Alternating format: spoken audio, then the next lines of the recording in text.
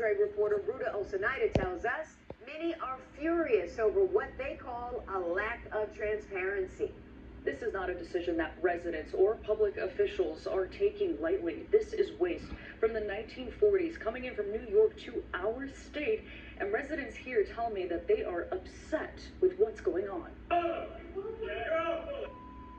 Emotions running high at a town hall at the Wayne County Community College District, hosted by Representative Debbie Dingell and Wayne County Executive Warren Evans, all happening just miles from the Wayne Disposal Facility in Van Buren Township. I know how you feel. That's why we're having this town hall. The goal? To meet with the EPA, Eagle, and other entities to answer questions about the concerns that residents have about the low-level radiation waste being transported from New York to Michigan starting this month. Wayne Disposal Facility is run by Republic Services, but is under federal regulations. The U.S. Army Corps of Engineers had 5 options on where to dump the material, making the decision to transfer the waste here. We are highly disturbed that this radioactive hazardous material will be stored at a disposal site in such a populated and built-up area. Did you look at keeping the radioactive waste in place? Officials highlighting that in New York, it is illegal to dispose of hazardous waste, but legal and cheap to do it here. Michigan state legislators have attempted to change the laws, but haven't had much luck. Michigan has made it itself the country's hazardous waste dumping ground.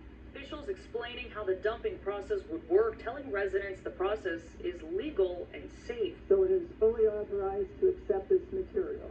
But the community is upset about the lack of communication and the material heading here, feeling helpless about the decision, telling officials, take it somewhere else. We don't want it. Story closed. Nobody wants it. They should have left it where it was. And again, this waste is expected to start coming in this month via semi-trucks and will continue coming in until January.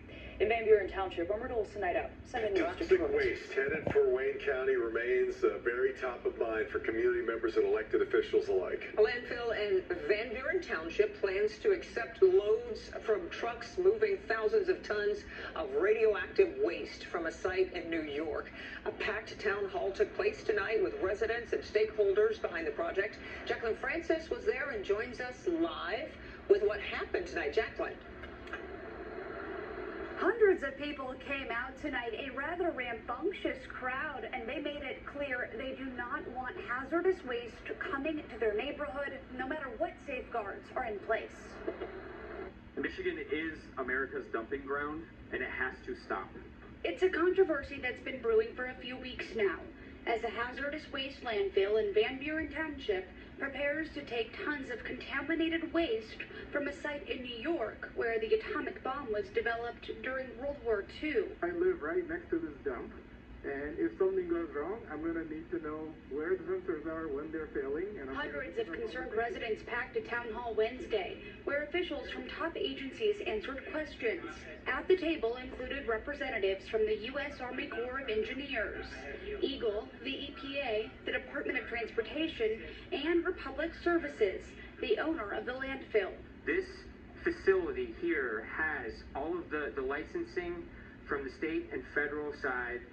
It is absolutely safe, and it is equipped to accept this low-grade material that we have. U.S. Representatives Debbie Dingell and Rashida Tlaib led the town hall, as they've been vocal about trying to pass a law similar to New York that would prevent Michigan from accepting this kind of toxic waste. They have to take it if the sites are legal. So what you want is state law that regulates this, but that means we need bipartisan support to get these laws changed. The transport of this waste will begin in January, with about 25 semi-trucks per week traveling public roads to get here. I'm Jacqueline Francis reporting live, Local 4.